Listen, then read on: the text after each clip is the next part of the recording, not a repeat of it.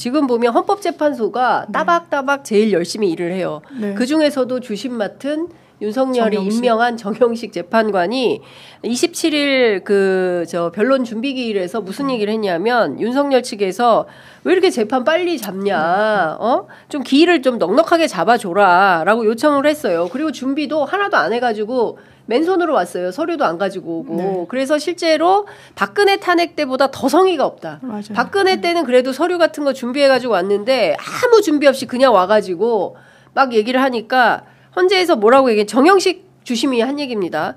생중계가 좀 된 것 같아요. 네, 일부 생중계도 됐어요. 신속한 심리가 필요하다. 왜? 이게 지금 제일 중요하니까. 이런 얘기를 합니다. 지금 제가 보기에 헌법재판소가 우리가 그 어떤 상황이 있어도 뭐 참사가 터져도 각자 할 일은 자기 할 일은 해야 되는 거 아니겠습니까? 오늘 방송을 하는 것처럼 헌법재판소도 심리를 다 하고 있어요. 그러니까 그런 측면에서 보면 이번 주 금요일 날 또 한다는 거거든요. 네. 준비기일 한 번 더 하고 이렇게 간다는 건데 어떻게 보십니까? 계속 불응하고 이렇게는 못할 것 같아요. 이렇게는 네. 죄질이 나쁜 사람인 거죠. 근데 물론 헌법재판은 형사재판은 아닙니다만은 오히려 그렇기 때문에 형사 절차가 요구하는 엄격한 증명은 필요가 없는 재판이에요. 네, 그 얘기를 굉장히 강조했어요. 네, 징계 재판이고 네, 파면 재판입니다. 맞습니다. 그 얘기를 정영식 재판관이 계속했고 그렇기 때문에 지금 피청구인 윤석열 측에서 윤곽근 변호사가 주장하는 것처럼 엄밀하게 다 따져서 가야 됩니다.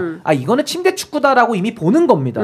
그래서 저는 사안의 엄중성도 있고요. 이번에 검찰에서 공소장 쓰는 거 보십시오. 네. 저도 검찰을 신뢰하지 않거든요. 저도 이제 검찰에 대해서는 집단적인 저도 불신이 있는데 그래도 내란에 대한 현행범은 검찰도 처리하지 않을 길은 없는 거예요. 그렇습니다. 다 봤기 때문에. 네. 그래서 이번에 공소장도 제가 볼 때는 공수처가 한 것만큼은 나왔어요. 네. 성과 자체가. 예. 그렇다면 이 헌법재판도 정영식 재판관을 피청구인 윤석열 씨가 임명을 했으나 이 수명재판관, 주심재판관 하면서 우려가 많았거든요. 네. 근데 재판 진행하는 걸 보면 이분도 헌법재판관으로 지금 작동하는 것이지 윤석열의 하수인으로 있는 건 아니거든요. 그렇기 때문에 저는 재판의 진행도 원칙대로 할 것이고 재판관들이 제일 못 견디는 게 뭐냐면요. 재판부의 건의에 대한 도전을 가장 못 견딥니다. 네. 근데 지금 저 피청구인 윤석열 측에 뭐 공수처 안 나가고 그런 것도 다 보고 있거든요.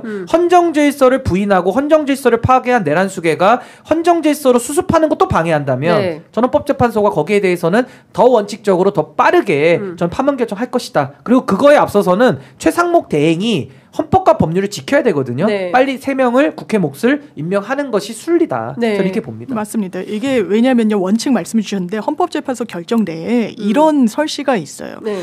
헌법 수호 관점에서 신속한 판단이 필요한 경우. 이 경우입니다. 내란을 저질렀으니까요. 네. 아니면 사안의 위헌성이 명백한 경우. 이번 경우 그렇죠.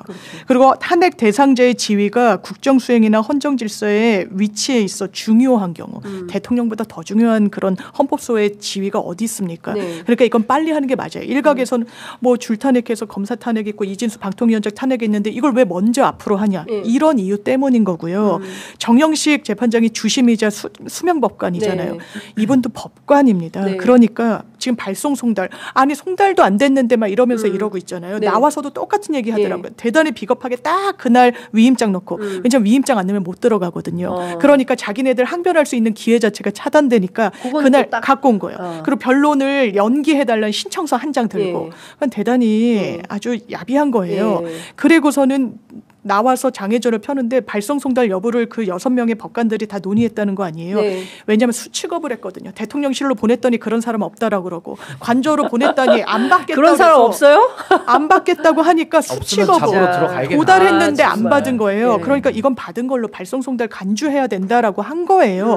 이 사람도. 그런데 지금 보수 스피커들이 뭐라고 이야기를 하고 있느냐.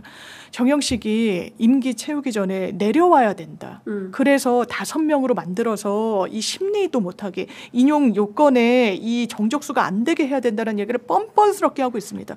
지금 버텨야 됩니다. 그리고 이런 유동성을 낮추기 위해서라도 3명은 당연하지만 대법원도 헌법재판소도 심지어 국민의힘 추천의 헌법재판관도 후보자도 예. 이게 맞다라고 하는데 맞습니다. 법학도 이 교수 협의회도 맞습니다. 본인만 아니라고 했던 게 한덕수. 예. 지금 최상목 대행은 이 결단 빨리 내려 이 유동성을 계속 가져갈 수 없어요. 이 혼란을 그러니까 저는 이런 거예요. 다 떠나서 경제 관료 아닙니까? 달러가 앞서 말씀하셨지만 이 위기가 지금 우리가 국제사회가 대한민국을 굉장히 주목하고 있고 어제 또 이 그 참사로 인해서 CNN 등 주요 외신들이 대한민국의 진짜 안타깝다. 계엄으로 이렇게 국가가 혼란한 가운데 저렇게 엄청난 항공기 사고까지 벌어졌으니 정말 안타깝다. 국제사회 이런 게 막 쏟아지고 있는 가운데 정작 해야 할 일을 안 하면서 시간 끌기를 하는 이런 세력들이 사실상 내란 공범인 거다. 그렇죠. 내란 공범과 내란 동조라고 합니다. 내란 공범, 내란 동조. 그걸 진압을 해야 된다는 거예요. 내란을 진압해야 되니까 오늘 제가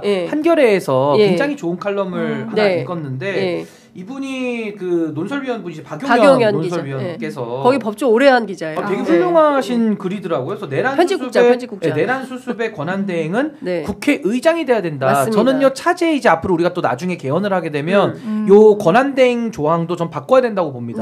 그 얘기를 하신 건데 맞아요. 내란의 공범들이 드글드글하고 우글우글 모여 있는 사람들끼리 권한을 이양받아가지고 하니까 어차피 안 되는 거 해결이 안 되고 수습이 안 되는 거예요. 그래서 저는 당연히 대통령 다음으로는요 최상목 대행이 민주적 정당성이 높습니까? 아니면은 우원식 의장이 높습니까? 그렇습니다. 민주적 정당성의 무게로 치면 우원식 의장님은 국민들이 다 직선으로 뽑은 대표들이 뽑은 의장이에요. 그렇죠. 가장 민주적 정당성이 윤석열 내란숙의 다음으로 높은 겁니다. 그래서 저는 당연히 우원식 의장 의전서열 2위기도 하고 수습 책임을 저는 의장이 갖고 오는 게 맞겠다. 전 이걸 나중에 개헌 때 하자 이 주장인데 저는 100% 1000% 동의하고요. 지금도 최상목 권한 대행은 대통령 권한 대행입니다. 이거 자꾸 또 이거 가지고도 말장난하는 언론사들 좀 있던데. 아니 그러니까 권한 대행에 권한 대행이라는 건 없어요. 그러니까 이해하기 쉽게 우리가 복대행으로 설명을 하는 거지. 그러니까 윤석열 한덕수가 둘 다 탄핵됐다라는 뜻이고요. 탄핵이 되면 결국에는 권한대행이라는 대통령직의 권한을 누군가 대신 임시를 해야 되잖아요. 그걸 최상목이 하는 겁니다. 그 자연인을 우리가 기재부 장관이면서 동시에 대통령 권한대행으로 놨기 때문에 이제부터는 최상목 대행이 판단을 해야죠. 아, 내가 해야 될 의무가 뭐지? 또 내가 할 수 있는 권한과 재량의 범위가 뭐지? 저는 정리를 해드리고 싶은 게 상설특검 요청 추천은 해야 되는 거고요. 그건 의무입니다. 그리고 헌법재판관은 국회목 3명은 임명해야 되는 거예요. 이거 의무예요. 그거 안 할 생각이면 그냥 그 자리 가지 마세요. 사표 쓰세요. 의무고 특검 2개 있잖아요. 하나가 내란 특검하고 하나가 김건희 특검인데 김건희 특검은 거부할 명분이 없습니다. 그건 수용해야 되는 거고요. 내란 특검은 저는 거부해도 된다고 봐요. 왜? 이미 검찰에서 공소장도 냈고 이미 상설특검 요청을 본인이 추천을 한다면 명분은 있거든요. 검찰이 수사하고 있고 상설특검을 먼저 하고 그 다음에 내란특검 일관법을 가라라는 명분으로 국회에 제2요구 할 수 있다고 보고 저는 국회에 제2요구 오잖아요. 출석의 3분의 2이기 때문에 저는 100% 통과된다고 봅니다. 그때 국회의 제2를 가지고 최상목 대행이 일반 특검법을 선언하는 게 모양이 더 좋을 수 있기 때문에 저는 의무 2개는 하시고 김건희 특검법은 수용을 해야 된다. 이 3개까지는 저는 의무적인 권한으로 보고 딱 하나 남은 게 내란 특검. 그거는 뭐 본인도 위치가 있고 처지가 있고 뭐 국민의힘과 이것도 우리가 고려는 안 할 수 없으니까 그거 저는 한 번은 국회에 제의를 갔다 오는 게 좋겠다. 그래서 이번에 검찰이 냈던 공소장이나 이런 것들 보면 나름 수사는 열심히 하고 있기 때문에 수사 중에 내가 일반 특검법까지 하는 건 좀 과하지 않냐라는 논리로 저는 좀 최상목 대행이 정상적인 헌정질서 회복의 길을 좀 가셨으면 좋겠다. 그 말씀 드립니다. 근데 말씀 주신 대로 근데 오늘 또 교묘한 물타기가 나왔어요. 보수 쪽에서 어떤 거냐면 헌법재판관 3명은 임명을 해줘라. 그런데 그 쌍특검은 여야가 타협해라 이런 거예요. 그러니까 그 얘기는 무슨 얘기냐면 김건희 특검 안에 사실상 그 명태균 게이트로 속해 있는 사람들이 너무 많잖아요. 그러니까 이건 피하고 싶은 거예요. 자기들 문제는. 그러니까 이거는 타협해라. 이렇게 꼼수를 부리고 있어요. 이건 너무한 거예요. 왜냐하면 지금 명태균과 관련된 국민의힘 인사들이 너무 많다라고 하는 거죠. 특히나 108석의 대부분이 영남 지역구 출신들이고 이 명태균이라는 사람이 영남권에서 활보를 하고 다녔기 때문에 직간접적으로 다 얽혀있고 물려있다라는 거죠. 그러니까 3명에 대해서는 그렇다면 받아도 나는 건드리지 말아라라는 건데 아니요. 김건희 특검 해야 됩니다. 김건희 특검 왜 번번이 좌절됐습니까? 윤석열 씨가 자기 부인 지키려고 배우자 보호하려고 수사 못하게 한 거거든요. 어떤 검찰이 피해자를 무죄 방면하면서 4시간 이상 브리핑을 합니까? 더더군다나 거짓말까지 섞어가면서요. 네. 압수수색을 했니 안 했니? 안 했잖아요. 다음 날 국감장에서 안 했다고 인정했잖아요.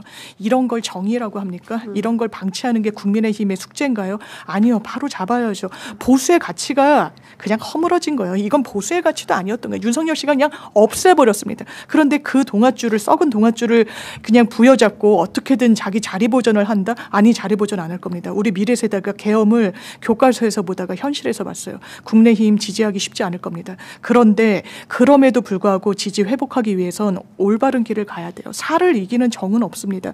그런데 그 선택을 못하는구나. 그럴 용기와 그럴 정치적인 저력이 없는 사람들이었나? 라는 생각이 드는 거죠. 그 물음표 지금 안 바뀌고 있습니다. 더 커지고 있어요. 지금이라도 빨리 정도를 걸으십시오. 지금 여기 윤석열 측의 이제 속보가 보면 네. 검찰이나 공수처가 내란에 수사권이 없다는 입장을 냈어요.